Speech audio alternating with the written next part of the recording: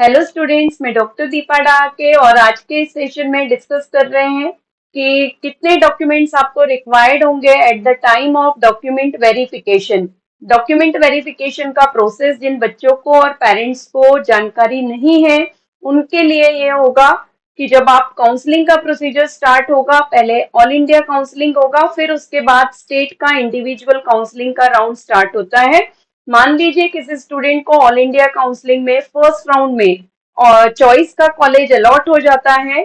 उसके बाद आपके पास एक अलॉटमेंट लेटर आपको मिलता है और उस अलॉटमेंट लेटर के साथ आपको उस कॉलेज में कितने टाइम पीरियड में जाके अपने डॉक्यूमेंट्स वेरीफाई करने हैं ये मेंशन होता है। तो उस समय आप उस कॉलेज में डॉक्यूमेंट वेरिफिकेशन के लिए कितने डॉक्यूमेंट्स आपको रिक्वायर्ड होंगे ये हम यहाँ पर आज देखेंगे। तो फर्स्ट आपको जो इम्पोर्टेंट है वो है class 10th certificate and marksheet. यहाँ पे कुछ स्टूडेंट्स जो बोर्ड से हैं और स्टेट बोर्ड से हैं वो स्टूडेंट ध्यान देंगे कि मार्कशीट के साथ साथ एक पासिंग सर्टिफिकेट भी आपको मिलता है। सीबीएसई बोर्ड पासिंग सर्टिफिकेट देता है, but some of the boards में यह पासिंग सर्टिफिकेट मार्कशीट के साथ ही अटैच्ड होता है। तो ध्यान देंगे यहाँ पे कि क्लास 10th का आपको सर्टिफिकेट रिक्वायर्ड है और सर्टिफिकेट के साथ साथ पासिंग सर्टिफिकेट रिक्वायर्ड होगा। सिमिलरली क्लास 12th का आपको passing certificate and along with that marksheet required है।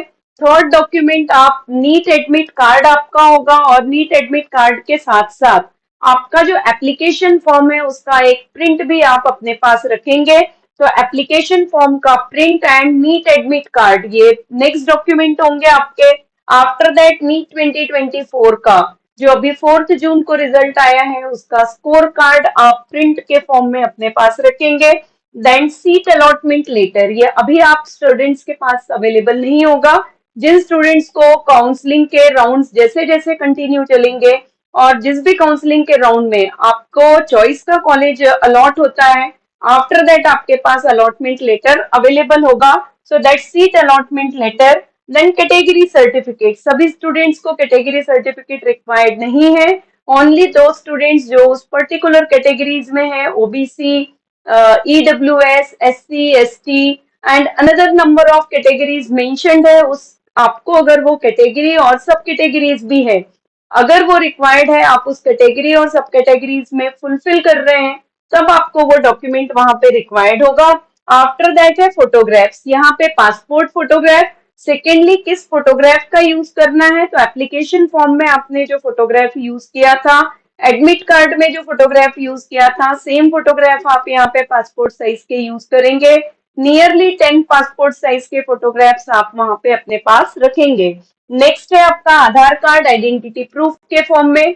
सो original Aadhaar card as well as photocopy आप उसकी अपने पास रखेंगे डॉक्यूमेंटेशन में। सेकेंडली ट्रांसफर सर्टिफिकेट और टीसी होगा। क्लास 12th का आपका ट्रांसफर सर्टिफिकेट रिक्वायर्ड होगा। एंड देन हम आते हैं गैप सर्टिफिकेट। पहले ही हम डिस्कस कर चुके हैं कि व्हाट इज गैप सर्टिफिकेट। तो जो स्टूडेंट्स ड्रॉप ईयर्स में थे, जिन्होंने प्योरली ड्रॉप लिया था, उन्हीं स्टूडेंट को ये गैप सर्टिफिकेट रिक्वायर्ड होगा। जिन्होंने ये वीडियो पहले नहीं देखा है वो एक बार फिर से जाके वीडियो चेक कर सकते हैं कि व्हाट इज गैप सर्टिफिकेट और क्या फॉर्मेलिटीज होती हैं उसके प्रिपरेशन के। एंड देन आफ्टर हम आते हैं डोमिसाइल सर्टिफिकेट। मूल निवासी प्रमाण पत्र भी इसको हम जनरली कहते हैं। और डोमिसाइल सर्टिफिकेट आपको ऑल इंडिया कोटा में शायद ही रिक्वायर्ड होगा। डोमिसाइल सर्टिफिकेट हम आते हैं जब हम स्टेट काउंसलिंग में पार्टिसिपेट करते हैं। Secondly most important thing domicile certificate के साथ ये है कि डोमिसाइल सर्टिफिकेट आपके पास रिक्वायर्ड है 30 मार्च 2023 के बाद का।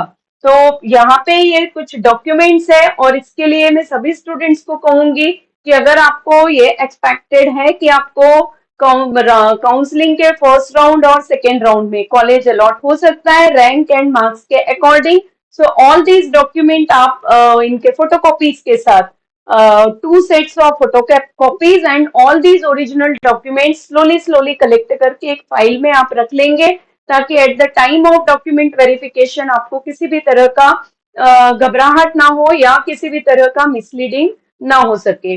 सो thanks to connect with Biozone classes and doctor Deepa Dahake. आगे आने वाले सेशंस में नीट की काउंसलिंग में क्या आपको मैं हेल्प कर सकती हूँ उसके अकॉर्डिंग न्यू वीडियोस के साथ फिर से हम कनेक्ट होंगे। तब तक thanks to all, and if you are new for the channel, so kindly subscribe and like the video.